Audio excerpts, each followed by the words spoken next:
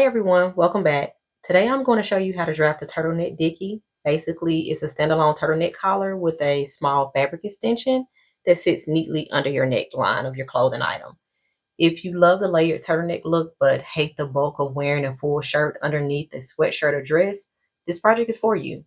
This is also a really great scrap busting project, especially if you have leftover knits that are too small for a full garment like this but still too large to toss.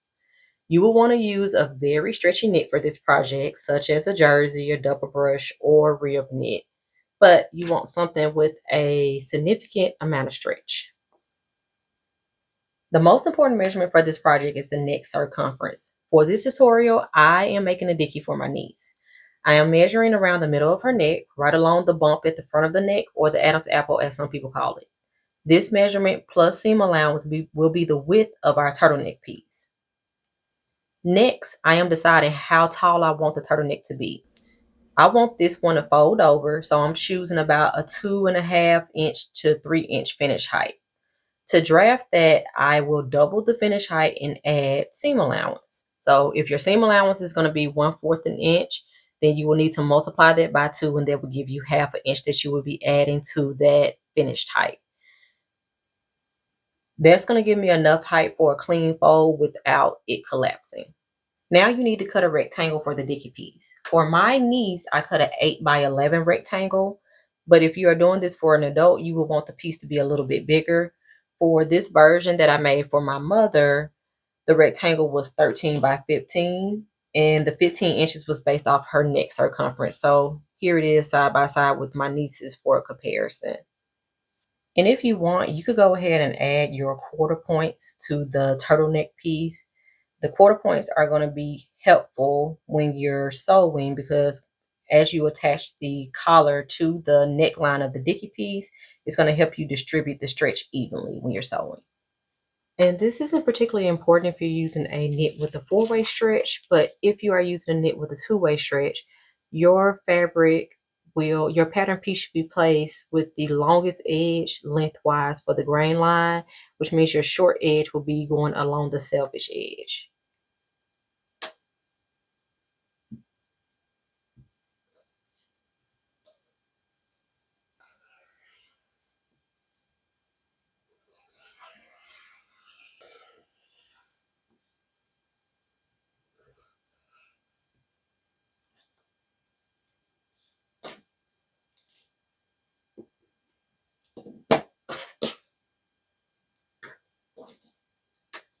I'm going to demonstrate the next step for your large rectangle fabric piece on the piece of paper because it'll be easier to see.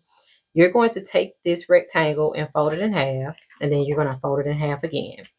And you need the radius measurement based off of the neck circumference measurement that you've taken. For my niece, the radius measurement was 1.75.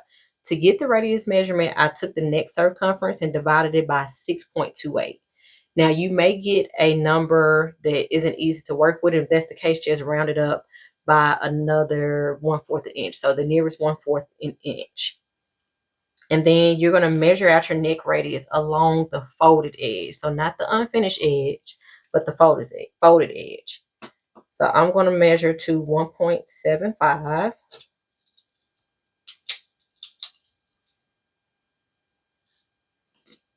And I'm going to leave that 0 point in the corner and just go around and measure.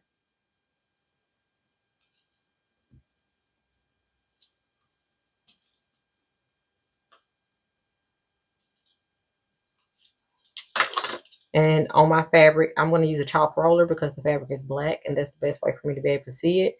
But I would mark that cutting line out with the chalk roller like in that way. Then for the bottom of the Dickey, I'm going to come down as far as the fabric will allow me. If you have a larger rectangle, then you will have more room to work with.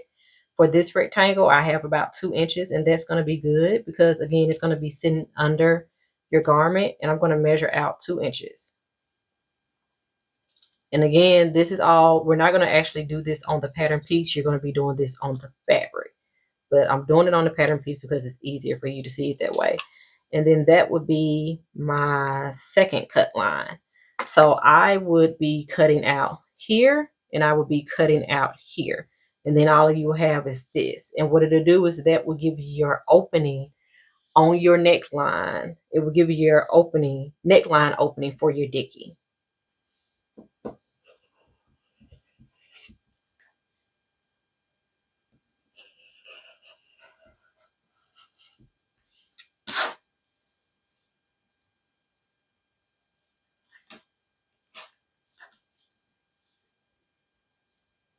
And the last thing I'll be doing is also quartering here, and I'm just eyeballing it.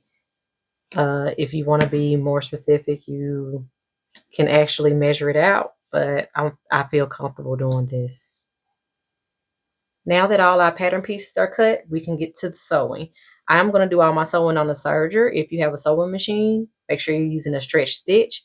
The first thing we're going to do is sew our collar piece, and to do that, we need to sew our short edges together to create a tube.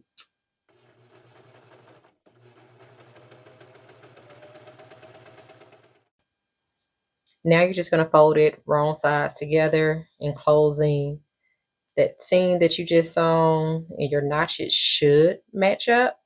And if you want, you can base stitch this to hold that in place. I'm not going to do that. But if you feel more comfortable, especially if you're working with, because this knit fabric right here is a little slippery, but if you just don't feel comfortable, then base stitch it together at the bottom along the unfinished edge. With your right sides together, you're going to match up the notches first with that center back seam and start pinning.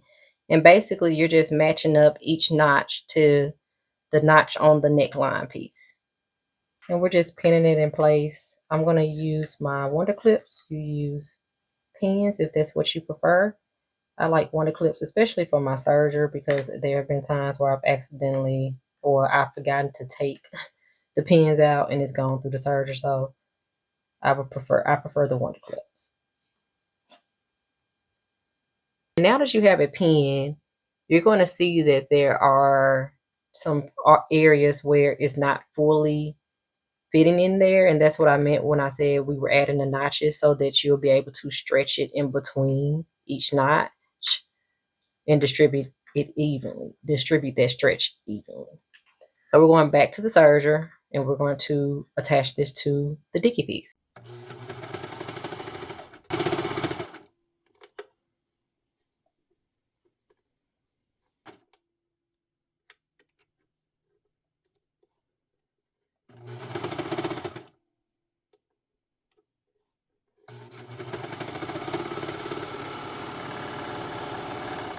Now that seam is sewn, you'll take it to the ironing board and you will press the seam allowance down towards the Dickey. You can also finish the lower edge of the Dickey if you would like. Again, because it's knit, it doesn't have to be finished. But if you're using a fabric that tends to curl after you wash it, then you may want to do like a narrow hem. And it wasn't until after I finished sewing that I realized I just made another mock turtleneck Dickey. I clearly mislabeled this pattern piece. I'm not sure where the fold over turtleneck piece is. It must have fallen to the floor.